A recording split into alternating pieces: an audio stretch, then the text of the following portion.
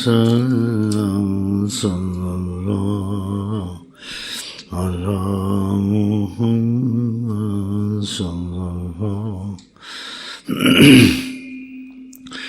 علیہ وسلم صلی اللہ علی محمد صلی اللہ علیہ وسلم کہنے کو نہ میں کہہ سکوں،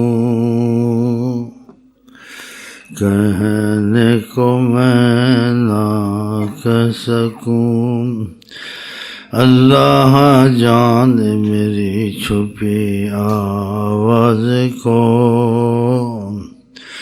اللہ جانے میری چھپی آواز کو،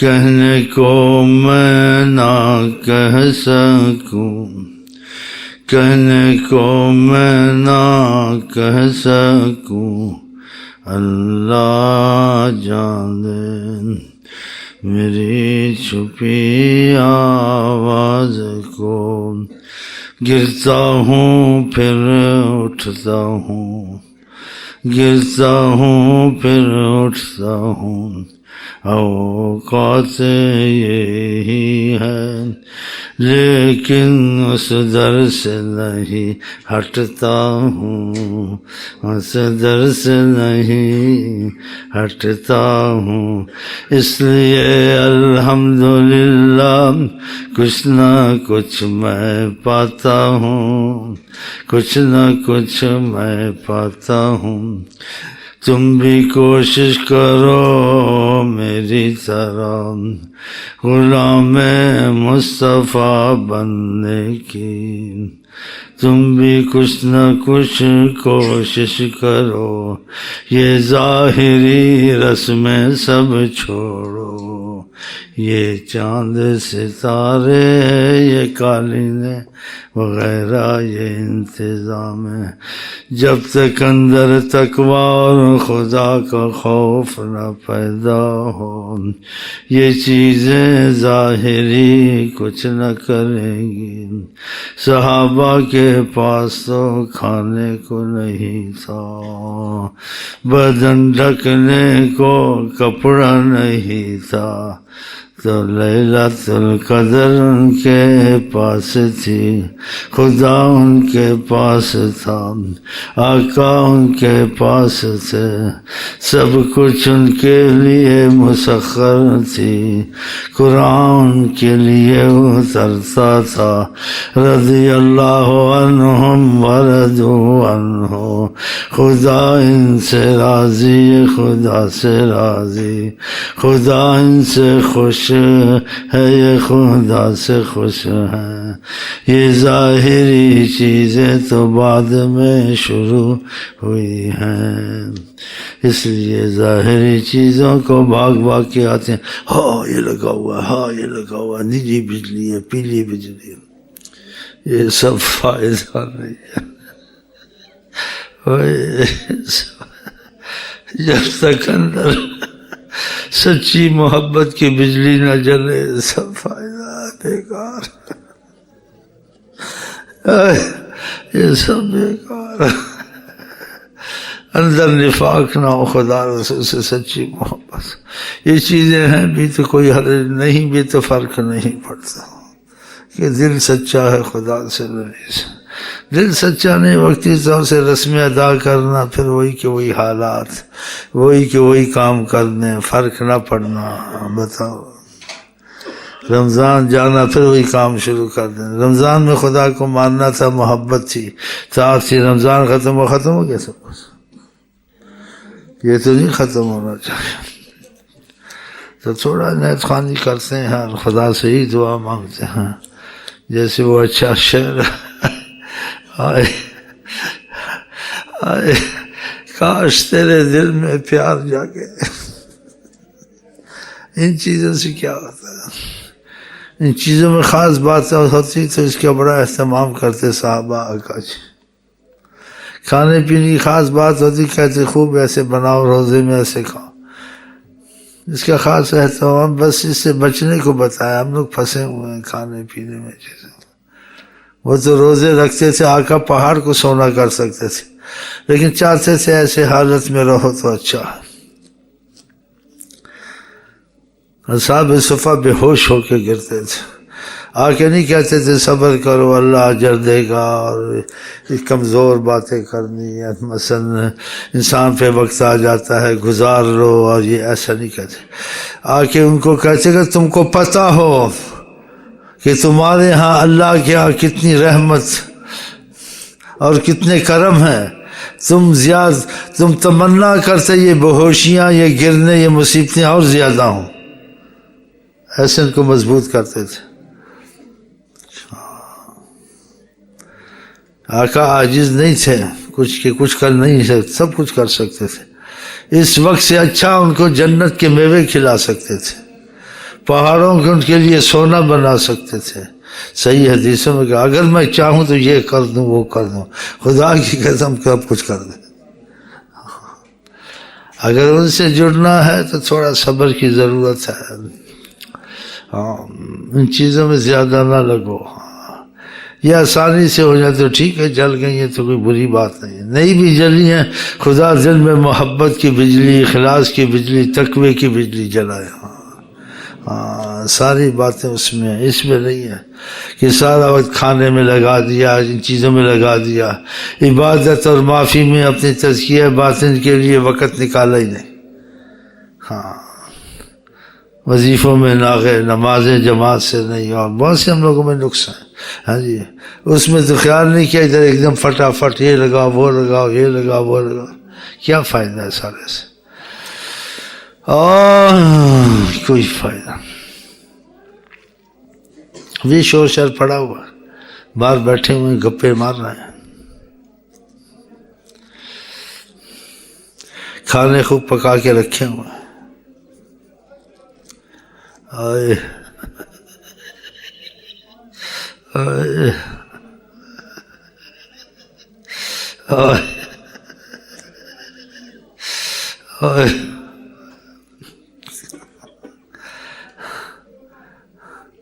جس کو کسی سے محبت ہو، اس کی محبت سے تعلق کی خوشی اس کو سب سے، اس تعلق میں کمزوری آئے یا کمزوری سے ڈرتا ہے میرا وہ تعلق کمزور نہ ہو جائے، اسے چیزیں ظاہر لگتی ہیں، اس کا دل نہیں لگتا ہے. وہ اپنی اصلی تعلق کو مضبوط کرنا چاہتا ہے. ہم اپنے اصلی تعلق میں بہت کمزور ہیں خدا رسول کے. ہماری نمازوں میں کمزوری، ہمارے تقوی میں کمزوری، گناہ چھوٹنے میں کمزوری، گناہ پہ رونے میں کمزوری. بتاؤ تو کیا فائدہ ہے اس کا؟ جو ان کی دل کی خوشی کی بات تھی، اصل میں اس چیز میں ہم جمتے نہیں. جمتے ہیں، سنتے ہیں حضور کی چھوڑ دیتے ہیں، حکمن سنتے چھوڑ دیتے ہیں. کہا کہ مونچھوں کو کاٹو داڑھی کو رکھو. ہم کیا کرتے ہیں؟ داڑھی کو کاٹتے ہیں، مونچھوں کو رکھتے ہیں. بات مانی ہے. کہا جو جماعت سے نماز نہ پڑھ کے گھروں کو آگ لگا دوں. ڈر لگتا ہے. آئے آئے آئے، ڈر نہیں لگتا. وہ پوچھو سکون سے کہتا ہاں پڑھ لیتے ہیں، رہ جاتی. ایسے بولتے ہیں. اگر ہمیں ڈر ہو، خوف ہو ان کی عظمت کا، جان نکلے. حکم فرمایا تھا. پڑھتے بھی نہیں ہیں، ندامت بھی نہیں ہے، کچھ نہیں. اور کچھ کرنے لگتے ہیں تو مصیبتیں آتی ہیں تو کچھ لگ جاتے ہیں. مصیبت آئی ہے تسبیح پڑھو، مصیبت آئی ہے نماز پڑھو، مصیبت آئی ہے کسی پیر فقیر کو ڈھونڈو، ماں کسی کو دعا کرو، مزاروں پہ پھرو، شرک کرو. شرک کرتے ہیں. آقا جی نے مزاروں سے منع فرمایا تھا. پھر کہا تم کو موت یاد آئے گی، آخرت کی فکر تم کو ہوگی، دنیا سے تمہارا دل ہٹے گا، اس لیے اجازت دے دی. اب وہاں ڈھول بجتے ہیں، باجے بجتے ہیں، پتہ نہیں مجرے ہوتے ہیں. خدا دیکھ رہا، اخباروں میں دیکھا ہے کچھ. یہ طریقہ اسلام کا تو نہیں ہے. اس میں بریلی دیوبندی نئے نئے طریقے نکالتے ہیں. نہیں، یہ اولیاء کا ادب ہے، صحابہ کا ادب نہیں تھا. حضور کے وقت آقا نے ایسی چیزیں سکھائی تھیں. ادب محبت دل میں تمہارے ہے بس کافی ہے. عمل کا مسئلہ ہونا چاہیے. دیکھو جا کے کیا ہوتا ہے مزاروں پہ. طواف کرتے ہیں, سجدے کرتے ہیں, کوئی بلا نہیں کا. شرک سے بڑی بلا بری بلا نہیں ہے. آقا یہ شرک اخفا من دبیب النملہ, یہ اتنی باریک چیزیں چونٹی کی چلنے سے کالی رات میں کالے پتھر پہ چونٹی چلے کالی رات کو, اس سے زیادہ یہ باریک ہے, مخفی ہے, دکھتی نہیں. اس سے بچنا چاہیے. ان چیزوں کی طرف دھیان نہیں ہے, احتیاط کرنی چاہیے. اصل معاملے ہم بھول جاتے ہیں, پھر ان چیزوں میں لگ جاتے ہیں. تو یہ بہت احتیاط کیا کریں. یہ پہلے میں نے وضاحت سے کہا, ان چیزوں کو دہرانا نہیں چاہتا. پھر اس میں لگ جاؤں گا, تھوڑا سا کچھ نیسی پڑھنی, کوئی دعا مانگنی ہے, خدا سے کچھ اپنے دل کی کالک صفا کرانی ہے. خدا کہے گا حضرت محمد مصطفیٰ وسیلے سے شفا ہوتی, کالک صاف کرانی ہے تو وہ یزکیہم, تم کو پاک کرنے والے حضرت محمد مصطفیٰ ہیں. تم کو رحمت میں لانے والے, رستے پہ لگانے والے, خدا سے ملانے والے, ہر مصیبت سے چھڑانے والے, ان کا نام رحمت للعالمین سالم ہے. تو ہر معاملہ وہ تمہارا سیدھا کر سکتے ہیں. تو ان سے محبت کا تعلق پیدا کریں گے تو ہوگا. تو کچھ ان کی باتیں کی ہیں اور کچھ ان کی تعریف کریں گے کچھ, ہاں جی. تو ان سے روحانی رابطہ پیدا ہوگا تو فائدہ پہنچے گا. یہ روحانی رابطہ کسی کے سمجھ میں آنے والی چیزیں جب تک کہ وہ کچھ دیکھے نہ, تبدیلی نہ ہے. وہ یہی کہتے جو کہہ کے چلے گئے اس کو کرنا ہے, اس کو کرنا جو کہہ کے چلے گئے یہ علیحدہ بات ہے, یہ آپ کریں. لیکن اس کے علاوہ ان کی جو قوت, زبردست قوت, سبحان اللہ, تم کو عبادت ہر چیز میں طاقت دے گی, وہ بہت زبردست ہے. جب ان سے محبت کا رابطہ پیدا کرو گے تمہاری عبادت میں تیزی آئے گی, تمہارے گناہوں کی معافی تم کو ملے گی, تم گناہوں پہ پچھتاؤ گے, گناہوں کرنے سے بھاگو گے. اگر ہوں گے تو ان پہ روتے رہو گے, جان چھڑانے کی کوشش کرو گے, پھر آگے تمہارے لیے اور چیزیں بہت کھلیں گی. ہاں بہت زبردست طاقت ہے یہ. جب کچھ محسوس ہوگا, کچھ کرو گے, پھر کہ ہم کو ایسا محسوس ہوا ہے. جیسے ڈاکٹر بعض چیزیں مریض کو انجیکشن لگاتے ہیں یا کوئی, پھر کہتے کچھ محسوس ہوا, کہتے ہیں گرمائش محسوس ہوئی ہے, کہ زیادہ تو نہیں کہ بیہوش نہ ہو جاؤ, ربڑ ڈال کے نا اس کو انجیکشن یہ بیٹھا ہوا ہے منحوس سے. ہاں تو پھر وہ قائل تھوڑا ہو جاتا ہے. تو یہ چیزیں قائل کرتی ہیں جب انسان کا کچھ اس میں معاملہ چلتا ہے. اس لیے جب تک کہ معاملہ اس کا نہ چلے فیض کا, اس کو بیان کرنا, اس کو پریشان کرنا, ہو سکتا ہے انکار کر دے, ہو سکتا ہے 4 تسبیحیں پڑھے وہ بھی نہیں پڑھے. یہ کون سی بات بیچ میں کہ فیض آتا ہے نہیں آتا, کیونکہ اس حقیقت تک پہنچے نہیں ہے نا. آقا جی ابتدا کے دروازے سے کھول گئے ہیں. جنہوں نے اس پہ محنت کی ہے انہوں نے بڑا کچھ پایا, محنت کے بعد سب کچھ پایا ہے. پھر شریعت کی بات کہی ہے, حقیقت کی کہی ہے, بڑی چیزیں نکلی ہیں قرآن حدیث میں. جیسے چیزیں پہلے بھی موجود تھیں. دوسری مثال لے لیں دنیا کی, انہوں نے محنت نہیں کی اس مادیات پر, ہے جی, اس سائنس پر, لیکن اچھا کیا نہیں کیا, خدا لگے رہے. لیکن جنہوں نے محنت کی چیزیں پہلے بھی تھیں, محنت نہیں کی تو ظاہر نہیں ہوئی. اب ظاہر ہوئی ہے نا. تمہارے پاس سائنس میں کیا کچھ نہیں آیا ہے, کیا کچھ پتہ نہیں چلا. لیکن آقا کی غلامی میں سائنس ٹیکنالوجی سب فیل خود ہی ہو جاتے ہیں بغیر اس کے وسائل کے. یہ چیزیں وسائل تمہارے پاس سائنس کے موجود ہیں, یہ تحقیقات اور کیسے اس کی ترتیب میں چلو گے, نہیں ہے تو رہ جاؤ گے. ان کے پاس چیزیں نہیں بھی ہوں رہ نہیں سکتے, خدائی طاقت آ جاتی ہے, کوئی معجزات شروع ہو جاتے ہیں. جیسے حضرت عمر, ان کے پاس کوئی ٹی وی تو نہیں تھی, ٹی وی تھی یا فکس تھا یا ٹیلی فون تھا, وہ بات کرتے نہاوند عراق میں, انہوں نے ایسے بات کی. کیوں ہوا, کیسے ہوا, تم نہیں کر سکتے, وہ تم سے اعلیٰ مقام میں تھے. اس لیے خدا رسول کی محبت میں زیادہ انہوں نے ادھر محنت کی تھی. ان کے لیے چیزیں ویسے ہی ہو جاتی تھی.